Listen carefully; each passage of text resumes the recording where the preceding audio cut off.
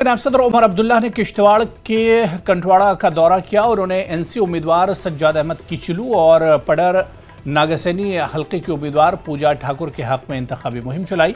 उमर का कहना है कि 2014 में बीजेपी ने इस जमात के साथ हाथ मिलाया जिसके खिलाफ वो हमेशा बयान दिया करते थे।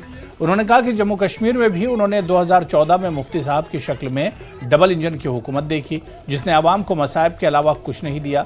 उमर ने कहा कि उन्होंने कभी मजहब के नाम पर वोट नहीं मांगा है और ना ही इलेक्शन लड़ा है। उन्होंने कहा कि बीजेपी के इक़्तिदार में आते ही दहशतगर्दी उरूज पर पहुंच गई है। कहा है कि उमर अब्दुल्ला अब मुफ्ती साहब के बीच मांग रहे, लेकिन बहरहाल के लिए उन्होंने कुछ भी नहीं किया है।